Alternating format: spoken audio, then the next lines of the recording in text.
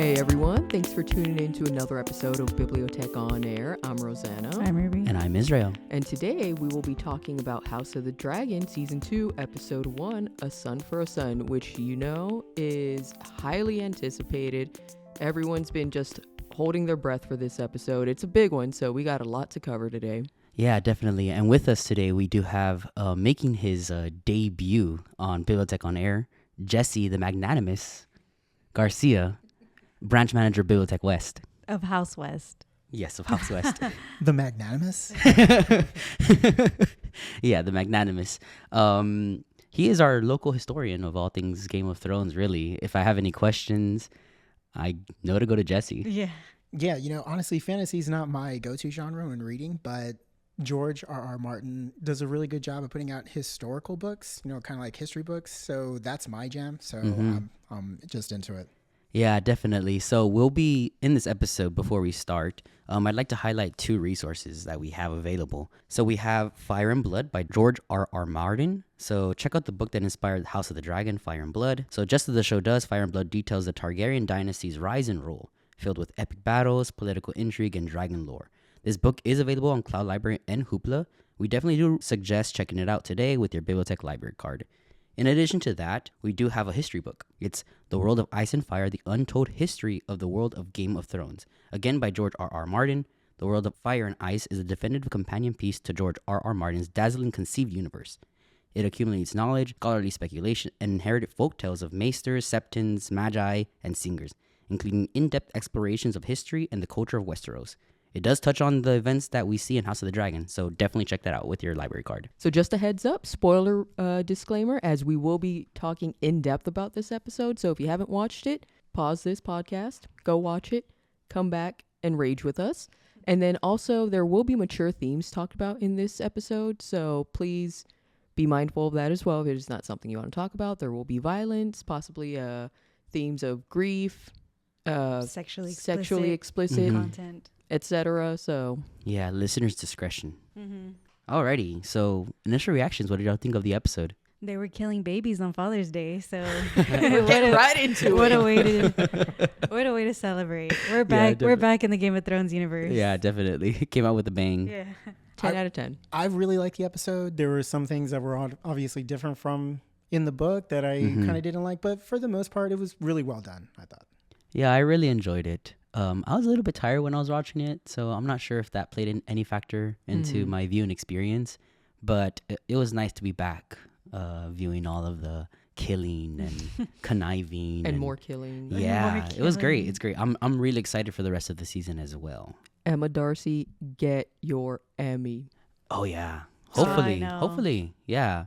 What about you, Rosanna? Because you just saw recaps of season 1. You hadn't watched season 1. Pretty much. So what did you think? This is your first full episode into the Game of Thrones world. Oh, it was, definitely a good way to go ahead and get on into that. Good, good. It did a good job of, setting up the tone, viewer interest, keeping that. Were you confused? No, No. recaps did their job. Nice. I just could not, it's some of the names. Oh, it did. It Yeah, does take a second, but with that said, like the important ones, I'm like, okay, I know who that is. I know so. who that Definitely. That's one of the things that deters me from reading any of the books. Yeah. Is all the names. I'm like, I can barely follow along in the TV show. I can't imagine the book. Yeah. Jesse, I don't know how you do it. I Cause know, and you remember yeah, everyone. exactly. Like we can be like, oh, there was this one guy, this one episode, and he's like, oh, that was this, the third. Yeah. It's a lot of reading and rereading and rereading and rereading. So. Yeah, man. He has a gift. Literally. That's why our branch wins trivia very Dang, often. we're setting it up for the next one already, huh? Alrighty, so getting right into it. So the show begins with a quote about duty that even surpasses blood. We come to find out that this is Cregan Stark, right? Saying this quote. How did it feel seeing Winterfell again? I really like that. I think the crow flying on the horizon above Winterfell and towards the wall, that was a great callback to Game of Thrones. Brought back a lot of memories. Honestly, that first scene with Cregan and Jace, that was my favorite scene in the episode. Yeah, for sure. Like it was what really delivered the point was the song of the Starks. Mm-hmm. Yeah, it was like, oh man, this is so cool. I really, really felt it. It was very heartfelt. Yeah. It was nice to get that like breath of fresh air and just like remember, like, because right now you're just so in the world of Targaryen. Yeah. And it's like that's we true. know who really rules in the end. Yeah, we know what ends up happening and all that type of stuff. And then we also see the wall again, right? Yeah. So Jace and Cregan are talking to each other. Jace goes to ask for help from the Starks to remember their fealty there, right? And Cregan's like, yeah, don't worry, we didn't forget, but I have responsibility here at the wall. At the end of the day, the wall is what matters. Yeah, and then we also even hear that Aegon's dragons, right, Balerion and I guess his wife's / his sister, they didn't even want to go over the wall. So that's actually, it was Jaehaerys and Good Queen Alysanne.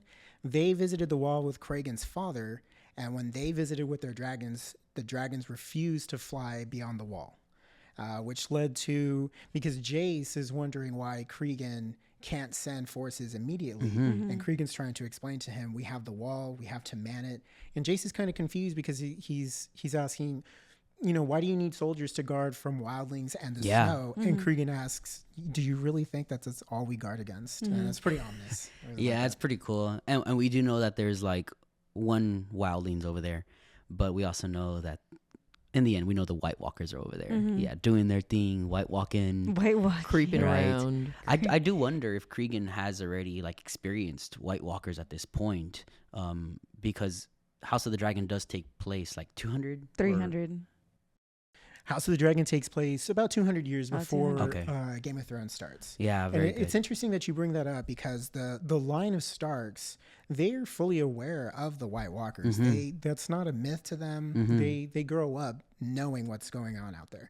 And the implications in the book, going back to Aegon's conquest, when Torrhen Stark, the last king of winter, knelt to Aegon, many in the House Stark wanted to fight, including Torrhen. He was seriously considering fighting against Aegon, regardless of the dragons or not. And then from one night to the next, it just seems like he had a quick change of heart. And the book never really talks about what caused that change of heart, but the implication is that when Aegon the Conqueror met with Torrhen Stark at the wall, Aegon told Torrhen about the dream that he had of the White Walkers coming down eventually. And so Torrhen, already knowing that the White Walkers are out there, figured that the world's best shot for survival was teaming up with Aegon, and so he just bent the knee. Nice. Nice. See, then again, we see that duty even surpasses blood, right? And like you said, Ruby, it's refreshing to have honorable people, right?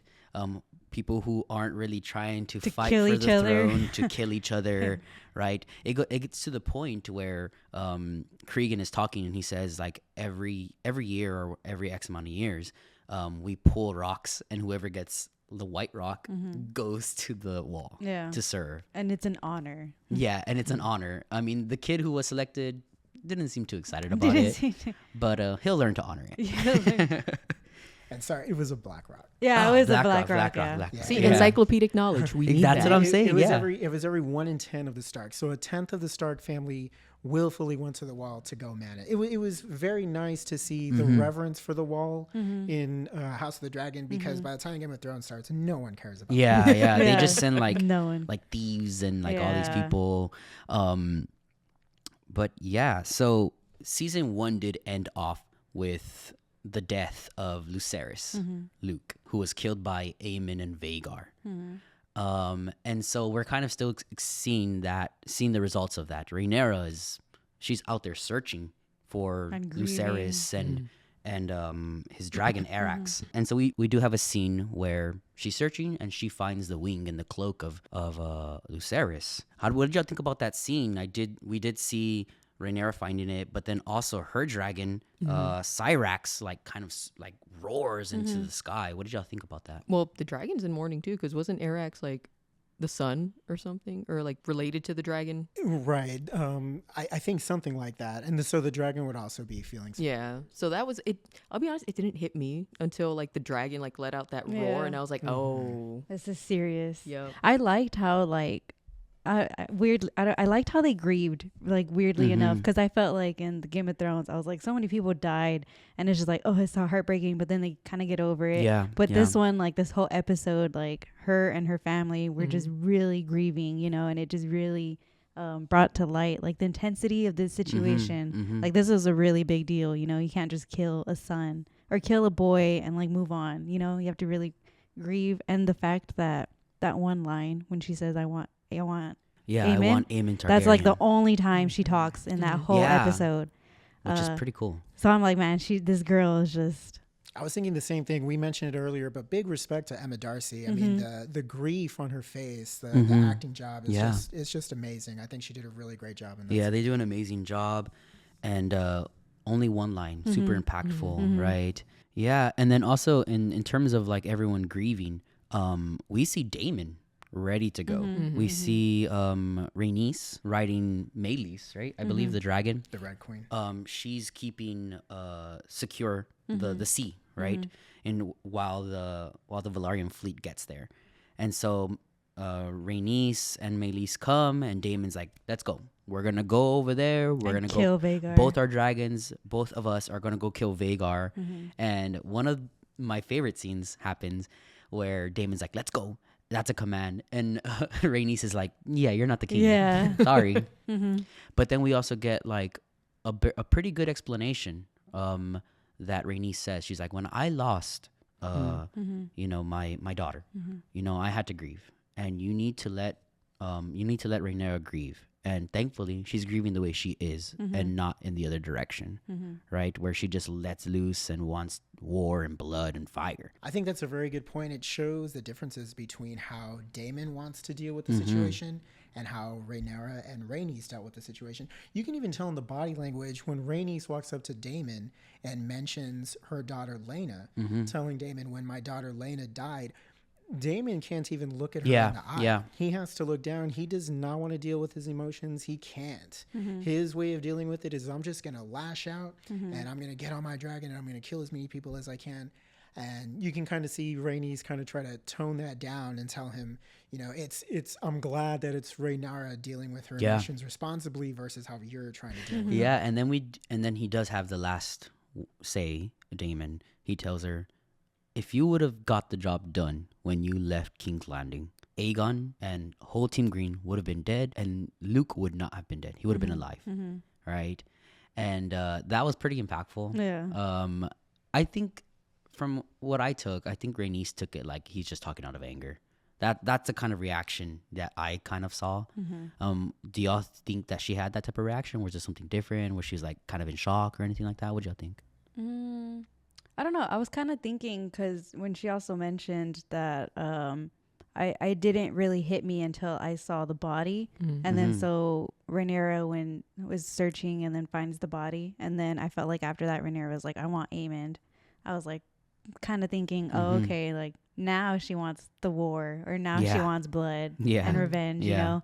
So that's where I was like, I don't know. I kind of think that now, of course, they grieved and they were being patient with it. But man, once you see that body, like, that's for when sure. you just snap. Yeah, definitely. And so we do cut to the Red Keep, right? Aegon is searching for his son Jaehaerys to take him to the small council meeting. And while his wife and sister, Helena, expresses fear, not of dragons, but of rats.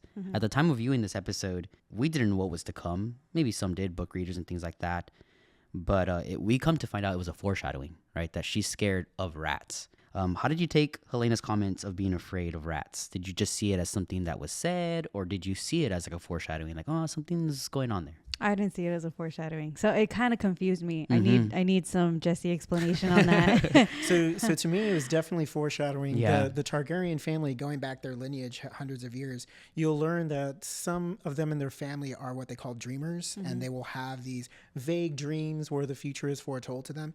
The books are very specific in saying that Helena is one of these dreamers, and so she has these vague dreams. She doesn't know how to interpret them, but she will get visions of the future. In the book, are the other Targaryens, and I guess maybe even Aegon, are they aware that she's that has this ability? I Do you know? in the books, they more or less takes the approach that the show did, where Aegon was kind of just brushing it off. Because in the show, when Helena makes that comment, Aegon looks at the servants and tells them, "Oh, well, the queen is quite peculiar, isn't she?" And he just And then brushes her everyone off. pauses to take a look at Yeah. to look at the floor, see any rats running around. The When other- that was when that funny. happened, I was like, why is I knew it was like an importance because I was like, Rats. they're making a big deal out of it. I Yeah. was like, is the bubonic plague gonna happen or something? Yeah, definitely not. We do find out later that it deals with blood and cheese being the rat catcher of the castle, right? And so that's why she's afraid. But yeah, I knew what was coming. And so that's how I took it, right? Going back to that scene, I really like the actor that plays Aegon. I think his body language and his facial expressions are just spot on. Even though the first season made him out to look like a lazy, didn't want the responsibilities, you kind of like that character because of the way that he acts. And it's kind of funny because he comes in. He wants to bring Jaehaerys to the small council meeting, but he doesn't even know what Jaehaerys' routine is or nothing. Yeah. So you can kind of tell Yeah. he's been an absent father. He comes in and asks Helena, where's Jaehaerys? And she tells him he's at his studies, and Aegon responds, "Well, where is that? Because I have no idea what my son does all day." It's just very funny. No, he's the king. He's a busy guy. He's not an absent father. He's just doing his best. All right. He's just doing his best. Yeah. Ask me where my son goes to school. I don't know. I don't know. No, I'm just kidding. I'm too busy ruling the house. No, I don't know. I don't know. No, but, and then later on, very apparent, we see that Alicent and Sir Criston Cole, who's the commander of the King's Guard, Getting very messy. they have started a relationship, right? What did y'all make of this relationship? This relationship isn't in the book, so this is new territory. What did y'all make of this? I thought it was crazy because like he didn't want to be messing around with Rhaenyra. Yeah. He made a big deal about that, like quote unquote. He didn't want to be the WHORE Yeah. word. And then like come to here, and then he's just like totally like Letting loose. yeah, he's like her little puppy dog, like just Yeah. doing whatever she says, and he has no backbone. Alicent's kind of having a Rhaenyra's leftovers in a way. Yeah, definitely in a way. Also, one of the points that I saw online was that Alicent is in Rhaenyra's room. What was a Rhaenyra's room, right? And so everything that's going on in that room, Criston Crazy. Cole and Rhaenyra have already done, right? I also saw some talk about Alicent doing that as some type of like regaining power. Oh yeah, Like of her own definitely. life. Where you do see when she's like washing, when she's getting bathed, she sends the maids away and she's like, give me this. Like, Yeah. do this. Like, what is this? I can scrub myself. Yeah, I can scrub myself. I don't know. I feel like it's definitely regaining control and power for Alicent, but I also see some definite tension in that relationship, right? Because Alicent says, we can't do this again. Probably meaning that it's happened before. There's some guilt and shame, maybe. Or she's just like, we can't do this because this is dangerous anymore, right? It could be that. But then They Criston, do it again. Or they do it. They do it again.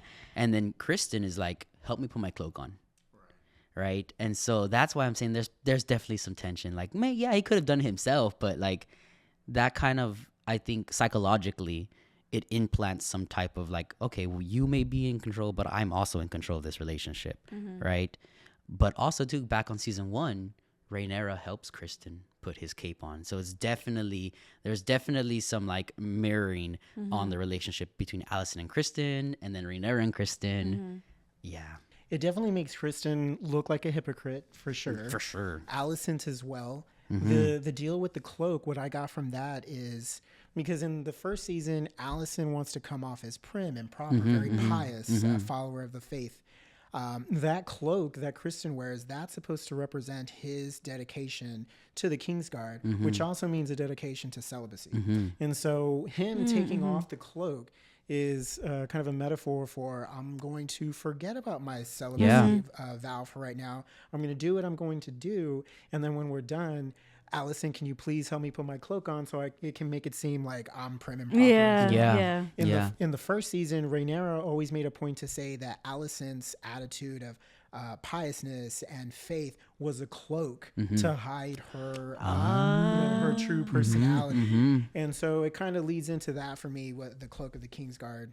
Very interesting metaphor. Yeah, Nice. definitely. Do y'all think anyone knows of their relationship? Oh, Well, I mean, now. Otto Hightower, right? Otto Someone made a Hightower- comment. Laris.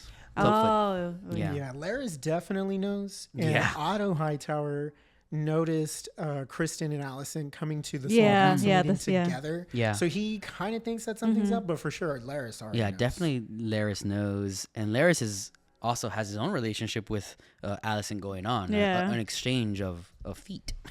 Right? I mean, that's his thing. You do your thing, man. But yeah, I think definitely Laris, Otto probably. How do y'all see this? How do you see this relationship progressing throughout the season? Do you see it kind of maybe just still staying underneath, like I guess, or do you see it kind of exploding in their faces? Definitely exploding. I would like to see it exploding because then I feel like everyone would be able to view the queen differently, or not the queen, but Allison differently. It's going to be a massive explosion. Yeah. And plus, there's several implications because, like we mentioned before, Laris knows.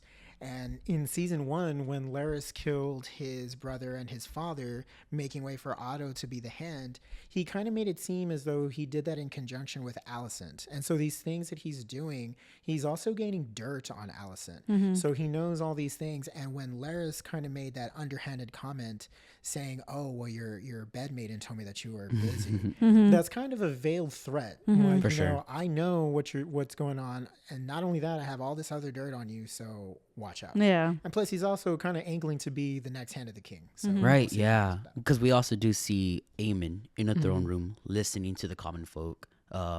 We do get a preview of Hugh the Hammer. All right. Yeah, we get the blacksmith, right? That's Hugh the Hammer, and spoiler, Hugh the Hammer does end up going to Team Black, and he gets he becomes a dragon rider. Oh, what? Sick. Yeah, I didn't because know that. they have dragons available, right?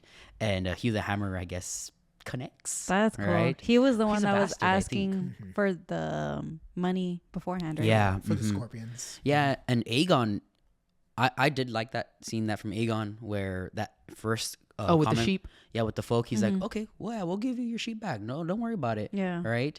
And Otto comes in, he's like, and Aegon's like, okay, we won't give you them back. And then Hugh comes up, and he kind of Aegon sets his foot down. He's like, no, we're giving you we're paying you up front, and that's that. Yeah. I did like seeing that. I liked that Right. too. He's Because trying to it's- be a decent. King, yeah, as I mhm. hope I would. Yeah, want. definitely. And then that's where we see Laris, like, kind of out of nowhere, take Aegon to the side. Yeah. And it Like- was like, oh, he disrespected you. Yeah. You're gonna make you look weak. Yeah, he disrespected you, and also too that, don't you want to set yourself apart from your father? Yeah. Otto Hightower has been the hand for 2 kings already. It might be a good idea to maybe have another hand. May I suggest myself? Myself. Yeah. Going back to Aegon talking to the small folk, we were mentioning it before. It was interesting to see. It's almost like he's totally unprepared to deal with the responsibilities of the throne. He wants to give everybody anything that they want, and obviously, in a perfect world, you would want to do that, but that's not going to work in this world. It makes me think about, what kind of training did Otto and Alicent give Aegon leading up to the throne? It's almost as if they were just like, well, there you go, there's a throne, do your best. It's kind of weird. Yeah, definitely. And it kind of makes sense because we do see Otto and Alicent talk to each other later on the episode, like, well, what do you want? Right? And they're both like, oh, well, I want Aegon to remain in the throne, and I want Rhaenyra to bend the knee, right? We want to avoid bloodshed, any further bloodshed. And they're both like, okay, cool, yeah, that's what I want too. But and then Alicent's like, Aegon's gonna tire of the throne, and then that's where we'll come in, right? Kind of controlling everything, all that type of stuff. So I guess that's what they're assuming, which, yeah, definitely not. The other assumption that Alicent is, or the desire that she has when she told Otto, we can have war, but let's make sure that it's not wanton violence and all these murders. And that's very naive of her, considering That's that what this war war, is. That's what we're.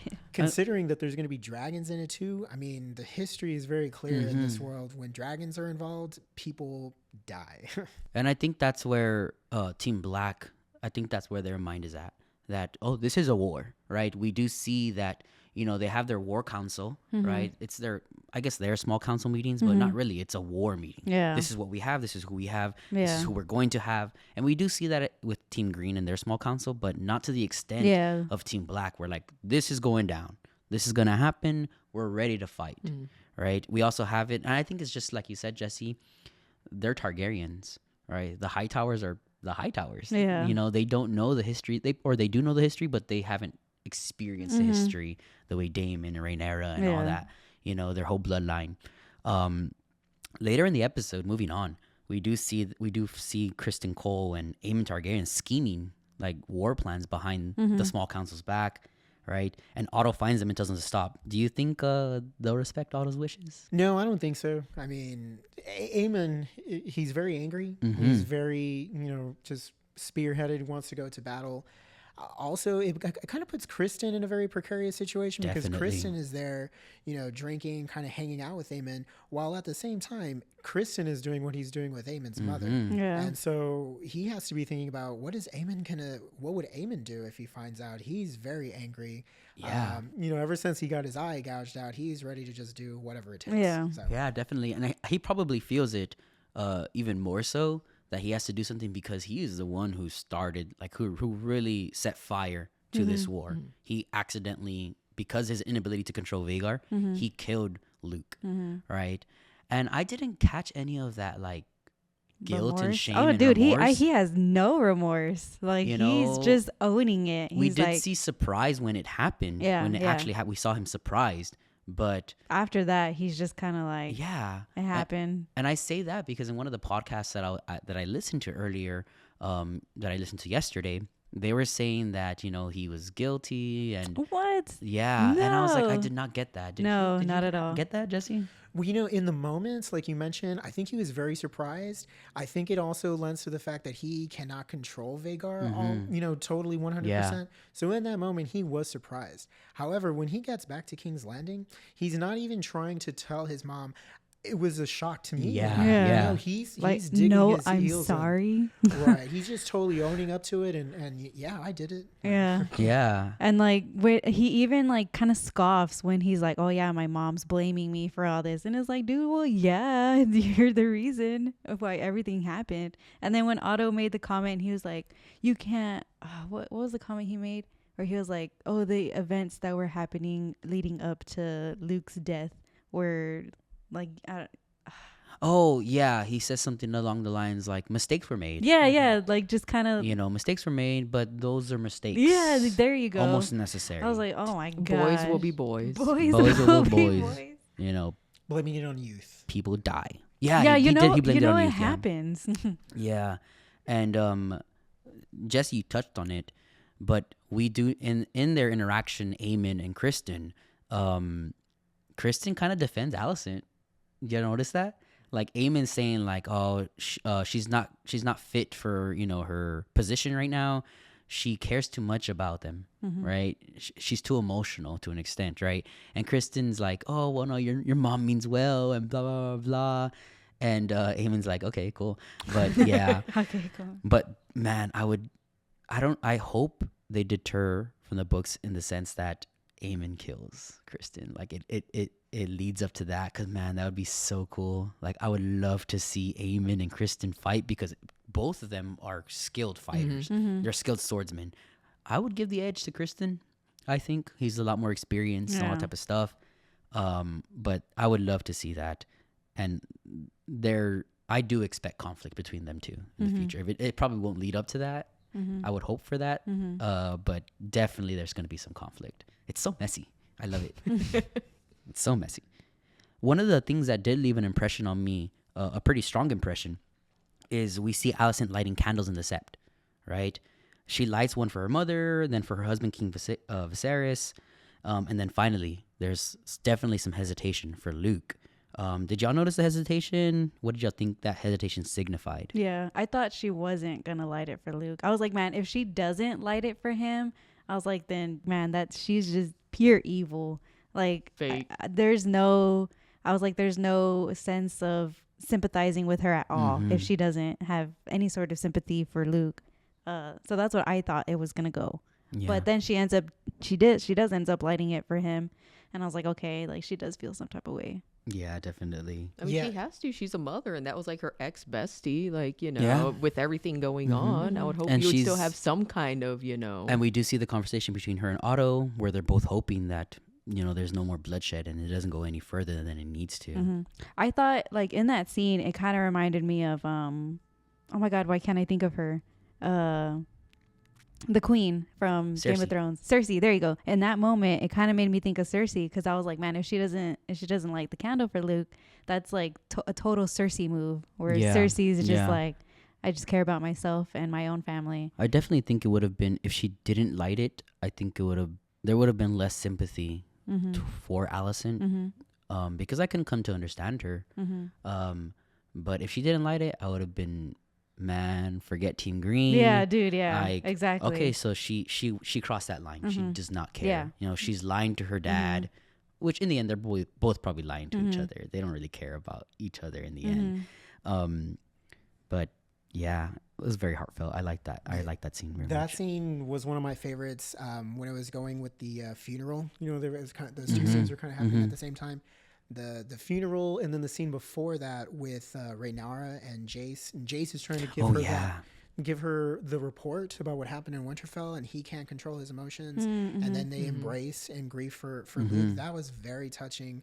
I liked that Bela, Damon's daughter, and Jace's betrothed, was standing right behind him, kind of patting him on the back. Just a little nuanced little thing. It was very well done. And then the candle. I mean, like Rosanna mentioned, Alice and Rhaenyra grew up together. We're almost basically sisters. So she better have some sympathy. For what is essentially her sister's son. Yeah. So. Yeah, definitely. So again, Rhaenyra returns from her search, right? And it culminates to her saying, I want vengeance. She doesn't say that, but she says the one line, I want Aemon Targaryen. And that sets off the next set of events. Daemon travels to King Landing with the help of the White Worm, Yes. right? The Mysaria or- white worm, yes. Yeah, because in the show, they capture her on the boat, and that's how he puts on his little hoodie. His little sneaking hoodie.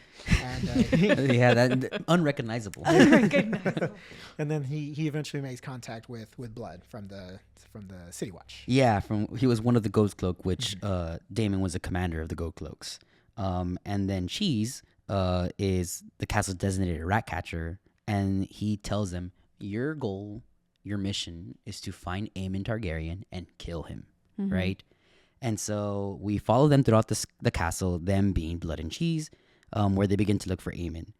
Before I get to that, so the dog was their guide. Yeah. Yep. You already knew. You knew how to got Rosanna. him. Yep. Yeah. No, So heck that guy. yeah, Cheese just like kicks that dog, man. I'm team dog. Yeah, he's like, can I I'm kick that team dog? I'm gonna kick that guy. Can Yeah, I kick dude. him? I was like, man, dude, what the heck? I mean, What'd that dog do? yeah, what that dog You were do? like over here protecting the dog on a leash, and you're like, bring the dog up, and then you're over here kicking the dog. What's wrong with you? It is funny how Cheese looks down at Blood at the bottom of the ladder, and he tells him, bring the dog, bring the torch, bring the rat traps, come up the ladder. It's like, Blood, Cheese, come on. Come on. Yeah, I can forgive everything, but kicking that dog, was that really necessary? That was a Was little that too really much. for Women and me. children and dogs first. Women and children and dogs. And so they're searching for Aemon. Are they really searching? See, that's what I was like so confused because I was like, when did we make the switch from Aemon to the baby boys? Like, how did that happen? I felt like they didn't even try to look for Aemon. They're just like, oh, these two boys, let's kill one. Yeah. Or the little kids. You right there. Yeah. It happens way different in the book. In the show, it's kind of confusing. But in the show, remember, Daemon made it clear to Blood and Cheese, we're looking for Aemon. But Cheese asked Daemon, well, what if we can't find Aemon? And Daemon never responds. We don't see Daemon's response. Yeah. It just cuts to the next scene. So I'm wondering if in future episodes, it'll do a little flashback to that scene to see what Daemon answered to that question. Maybe. In the book, it happens way different. In the book, when Blood and Cheese are given that assignment, they're just told to kill a prince. They're not told anybody specific. And so they break into the Red Keep and basically kill who they can. They're not looking for anyone specific. And so instead of finding Aemon, Cheese finds Helena's room and the twins, which are Jaehaerys. Jaehaera. Yeah. And so she's grabbed Helena, holds a knife to her throat, while Blood ultimately kills Jaehaerys, right? Who's actually the next in line, the next heir after Aegon. So this is a pretty big deal. They give her a little Sophie's Choice moment. Well, those of y'all that Ruby and Rosanna, not knowing that it was headed that way in any form, what did y'all think of this scene of events? And yeah, what did y'all think? I thought it was crazy because it's funny. I was thinking, like, they make the comment too where they're like, we can just like look real quick to see which one is which. But they're like, no, we don't have time. Like, she must be the one to tell us. And then I just thought that was crazy because I was like, man, is she going to tell like the truth or is she going to say a lie? And then she's just going to have to live with that. I thought it was crazy. I'll be honest. I'm like, you know what? They're both probably going to die. They're going to be out a set of twins. But, I mean, just going on kind of blind faith, too, because he looks at her and he's like, no, she's telling the truth. yeah, no, she's telling the truth. I was like, how can you tell? Like, how are you so sure? Probably though? just intuition, like, you know, as a guard, having experienced certain things. That's kind of what I thought. I was like, I don't know. But also, like, she was very, like, don't you think she would try to protect her kids, even trying to die? Like, you know, like, no, those are my kids. Start yelling or something. And she's just like put up a fight. Him. Do y'all think that perhaps, I mean, it could have been the situation, very dire situation, but do y'all think that her being, like, having foresight and visions, dreams, do you think that kind of motivated her, like, her thinking, like, well, this was going to happen? Maybe? I don't know. Maybe. Possible. That's a good point. That's a good point. With that being said, Jesse, how does this differ in the book?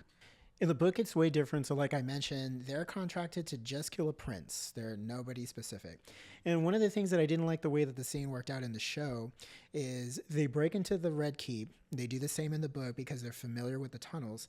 In the show, they're met with little to no resistance. It was as if there's no guard guarding anything on this level. They literally walk into the throne room as nothing is happening. And they just stare at the king, like getting drunk with his they friends, don't see just like him. staring at him they're for a drunk, while. but it's like, and I understand that their attention was focused on each other. Yeah. They're talking about the magnanimous. Yeah. No one's gonna know what that means. I don't even know what that means. I don't even know. So the episode, it ends with Helena rushing to her mother's room, Alicent, and we find Alicent and Kristen Cole having relations. Yeah, indisposed.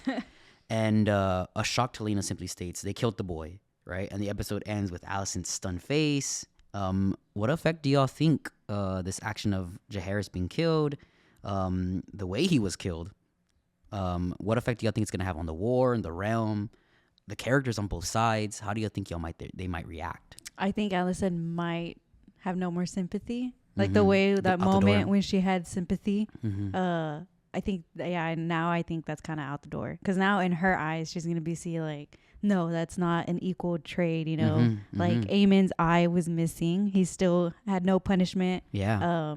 Luke had no punishment for that. So that's why he was dead. She made that comment. And so now with Jaehaerys dead, I feel like it's going to just even further go into the war. Yeah. Right. It makes it seem like it was, because the way I'm thinking, Alicent's going to be like, you know, oh, Rhaenyra, you know, she's the one that sent this. But we know that she specifically wanted Aemon. Daemon, as far as we know, it's him that was like, do what you gotta do. Do what you gotta do. So, and obviously Alicent's not gonna know that right now. Yeah. So she's gonna be like, Rhaenyra, you know, no, she's out of control. Yeah. So, it's probably gonna escalate some tensions. Yeah, definitely. You know? Before we go further, another difference I believe, Jesse, is that it's not a girl and a boy. It's both. It's two boys, right? Right. So going back to that scene, the show is omitting one of the kids that Aegon and Helena have together. In the show, it just shows the twins Jaehaerys and Jaehaera. In the book, there's a third child, Maelor. And so when Blood and Cheese break into the Red Keep, and this is why it's worse in the book, because Alicent is kind of part of it too. They want to break into the portion of the castle where they think that Helena is at. This part of the castle is called Maegor's Keep. In the book, Maegor's Keep is heavily guarded, so much so that they figure there is no way we're getting in there. There's another part of the castle called the Tower of the Hand, where Otto is supposed to live, and right now Alicent is living there. Cheese knows that every night Helena brings her kids to Allison's room so that Allison's grandkids can say goodnight to each other. So Blood and Cheese are just kind of like, well, we don't even need to get into Magor's Keep. Let's go to where Alicent is, and Helena's going to come to us. And so Helena brings her 3 kids, and when she arrives to the room, they bind and gag everybody, Alicent included. Nice. Oh, wow. Like Israel mentioned, the relationship between Alicent and Kristen does not happen in the book. In the book, Alicent is there in the room, bind and gag, and instead of asking Helena to tell them which one is the boy and which one is the girl, they basically tell her, we're here to kill one of your sons. You need to pick which son it's going to be. Nice. Helena obviously is having a hard time making this decision, but she comes to decide on the youngest son, Maelor, who in the book I think is 2 or 3. And her reasoning is that, well, he's very young, so maybe he doesn't know what's going on. And also Jaehaerys is the heir to the throne, like you mentioned, Ruby. So she picks Maelor. And then in a moment of cruelty, Blood goes up to Maelor, the 2 or 3-year-old little boy, and tells him, do you hear that, boy? Your mom wanted you dead. And then he turns around and kills the other boy. So now Maelor, Maelor has to grow up with the knowledge of, well, dang, my mom wanted me dead, and Helena has to live with that guilt as well. If they would have just added the 3rd kid, they could have, instead of having her tell, well, which one's the boy, which one's the girl, that's kind of a weird thing to write into there. Yeah. They could have just added the second son, the 3rd kid, and made her choose which son. That would have been more impactful. And if you think about it, like, they're twins, so basically they're one child. Yeah, basically, I could have seen Blood and Cheese, one kind might of have ate the other in the womb anyway. Yeah, Exactly, I definitely would have liked to have seen that happen. I would like to have seen, I think it would have been more impactful for Alicent's character, being like bound and all that type of stuff, because who knows how Alicent's going to react, right? Going back to this, how do we expect the realm and the characters? I'm not sure how Alicent's going to react. How do you think Otto's going to react? Honestly, back in that earlier conversation that Alicent and Otto had, where Alicent told him, well, we can have war, but let's make sure that it's not an incredibly violent war. I think that goes out the window. I think Alicent's all like, let's go for violence, let's do it.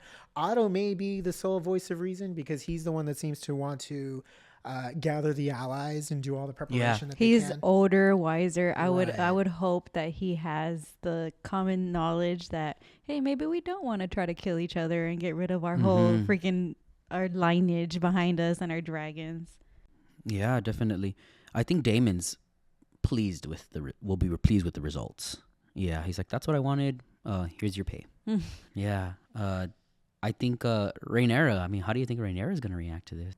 I don't know. I don't know if she's going to be upset because she specifically said she wanted Aemon. So I was thinking, like, man, is she going to be, like, pretty upset with Daemon? Like, I didn't tell you to kill the heir. I just wanted Aemon. Yeah, and in the book, that whole line of, I want Aemon Targaryen, she never says that in the book. Again, they just wanted a son for a son. Yeah. But it'll be interesting in the show to see if she gets upset at Daemon because she didn't sanction this plan. Yeah, definitely not. Yeah, well, with that being said, it does wrap up our discussion here. I do refer y'all to those resources. Once again, Fire and Blood, the book that inspired the show. Also, The World of Ice and Fire, The Untold History of the World of Game of Thrones, both available on cloudLibrary. There is some holds on there, so if you're interested in getting them, you're going to have to be on a wait list, unfortunately. Thanks again for tuning in to this episode, everyone. For future reference, we will be recapping the 2nd through 5th episode, and then we will be recapping the 6th through final episode in 2 future episodes. So keep an eye out for those. And again, like Israel said, make sure to check out the books on cloudLibrary. Jesse, thank you again for joining us. Your knowledge has been truly astounding. Thank you for having me on. Definitely needed. We did need a historian. I know. And, yeah. Jesse is clothed in robes and his Bible right now. He actually has a dragon on his shoulder. Yeah, he does. Yeah, he looks the part. He came with notes and it was a whole scroll. Yeah. He came ready. Perhaps we should change it from Jesse the Magnanimous to Jesse the Historian. Yes. There you go. Interesting. Of Team Black of West. House Garcia. Yeah, House Garcia.